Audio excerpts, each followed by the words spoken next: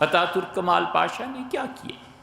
1924 میں خلافت ختم ہوئی، ترکوں کی خلافت ختم ہوئی، اور ترکوں سے پہلے ہوا کیا؟ عربوں کی قیادت تو اسی وقت ختم ہو گئی تھی جب بغداد پہ حملہ ہوا اور خلیفہ کو انہوں نے لپیٹ کے قالین میں ٹھوکروں سے مارا، اس لیے کہ جو حملہ آور تھے، ظالم تھے، وہ سہمے ہوئے تھے کہ اگر خلیفۃ المسلمین کو قتل کر دیا گیا تو اللہ کا عذاب نازل ہوگا معاذ اللہ۔ ایک شیعہ عالم دین تھے توسی، وہی انہیں لے کے آئے تھے اور انہوں نے ہی دعوت دی تھی۔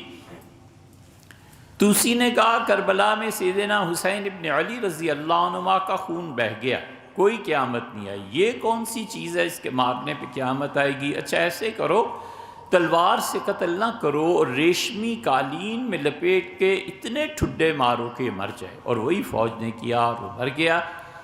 اور اس کے بعد ترک عربوں کی قیادت ختم ہو گئی، پھر تیموریوں کی قیادت اٹھی ہے، تیموریوں کو اللہ نے چنا ہے، اور تیموری جو تھے ان کی ایک شاخ مغل ہندوستان میں آ گئی، دوسری شاخ تیموریوں کی صفوی خاندان تھا ایران میں اور آ گئے، اور پھر وہ جو قتل عام ہوا ہے وہاں سنیوں کا اللہ کی پناہ ہے، کوئی آدمی نماز نہیں پڑھ سکتا تھا، کوئی آدمی زکوٰۃ نہیں دے سکتا تھا۔ اتنے شدید قتل عام کے بعد ایران دنیا میں پہلی سٹیٹ تھی جو اہل تشیع کی بنی تھی اور وہ اب تک چلی آتی ہے، اور یہ تیموری خاندان ہی تھا جس نے ترکوں کی حکومت سنبھالی، اور ترکوں میں وہ جو خلافت چلی ہے وہ کوئی 400-450 سال ان کی امارت کہیے یا خلافت کہیے، حتیٰ کہ 1924 میں ان کا خاتمہ ہو گیا، اور تاترک کمال پاشا نے جو بنیادی کام کیے کہ اپنے ملک کو بے دین بنائیں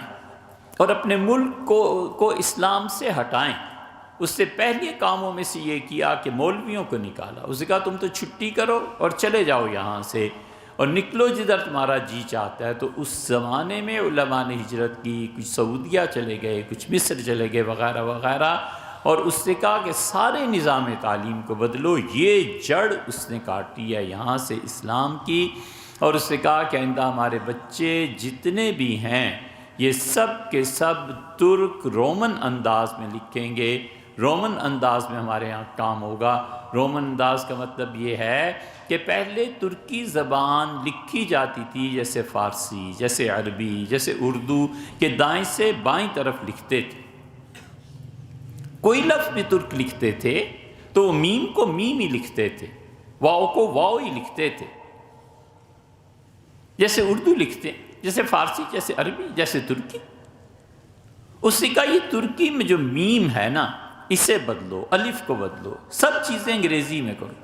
آپ اس کی مثال بڑی آسانی سے سمجھ سکتے ہیں کہ جو جتنے بھی موبائل فون پہ میسیجز جا رہے ہوتے ہیں یہ سب رومن اردو ہی ہے نا، اور پتہ نہیں کیا اس کو اسپیل کرتے ہوں گے، آپ کو، APKO، آپ کو، یہ کیا ہے کہ اردو رومن میں آ گئی، اس نے اسی طرح ترکی زبان کو رومن میں کر دیا، اور نتیجہ یہ کہ الٹے ہاتھ سے سیدھے کی طرف لکھنے لگے کہ آپ کو، اور ادھر سے لکھتے تو آپ کو ایسے لکھتے، دائیں سے بائیں کی طرف، بائیں سے دائیں کی طرف، یہ تبدیلی کی اس نے۔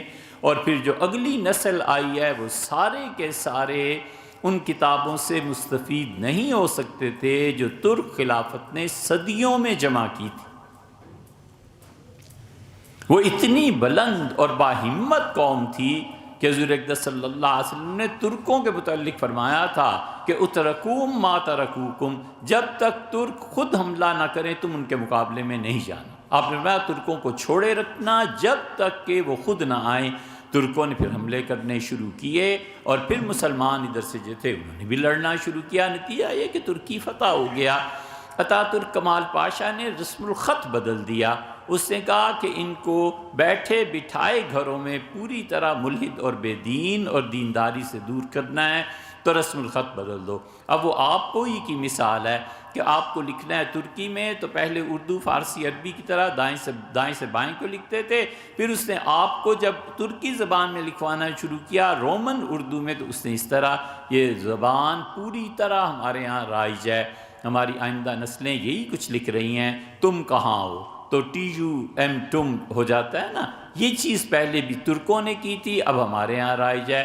نتیجہ اس کا یہ نکلا کہ جب اگلی نسل آئی تو فارسی اور ترکی اور عربی تینوں زبانوں کی جتنی کتابیں صدیوں میں لکھی گئی تھیں سب بیکار ہو گئیں.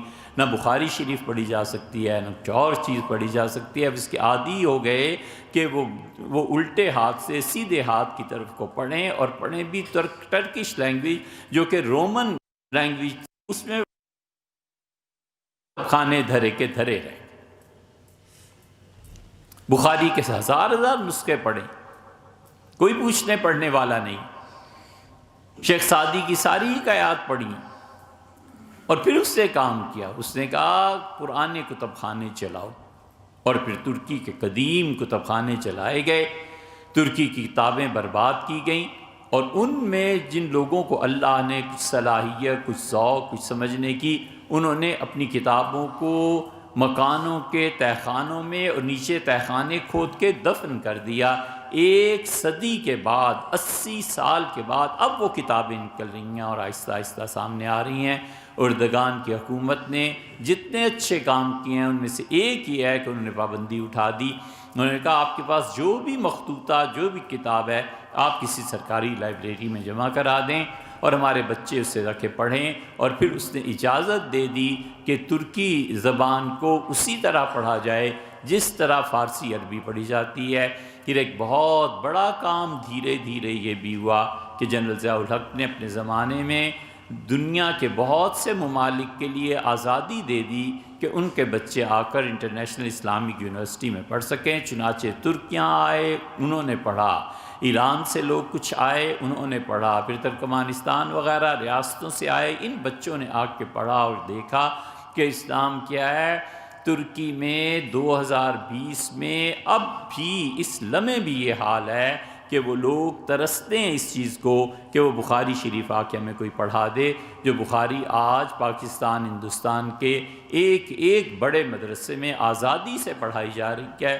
عطا ترک کمال پاشا نے اس سارے نظام تعلیم کو بدل دیا تھا، اور ان کے بعد پھر اذان پہ پابندی لگی، اس کے بعد نمازوں پہ پابندی لگی. اور ہم نے آپ سے کچھ عرصہ پہلے عرض کیا تھا کہ سیکولرزم دنیا میں صرف اس پہ راضی نہیں ہے. اب پہلے وہ اس پہ راضی تھے کہ آپ کی نجی زندگی مسلمانوں کی ہونی چاہیے، آپ گھر میں نماز پڑھیں، پڑھتے رہیں، نماز کے لیے مسجد نہ آئیں. پہلے وہ اس پہ راضی تھے کہ آپ گھر میں قرآن پڑھیں. سیکولرزم ایک سٹیپ آگے چلا گیا ہے، اور اب وہ کہتے ہیں گھر میں بھی نماز نہیں پڑھنی، گھر میں بھی قرآن کی تلاوت نہیں کرنی. ہم نے کچھ عرصہ پہلے آپ سے عرض کیا تھا فرانس نے اب منظور کر لی نا قرارداد کہ کسی بھی گھر میں کسی بھی بچے کو وہ تعلیم نہیں دی جائے گی جس کو گورنمنٹ آتھورائز نہیں کرتی. یہ انتہا ہے کہ تم اپنے گھر میں بھی نماز نہیں پڑھ سکتے، تم اپنے گھر میں بھی قرآن نہیں پڑھ سکتے. اگر قرآن کی تعلیم گھر میں ہوگی تو گورنمنٹ کے نزدیک قابل جرم قرار پائے گی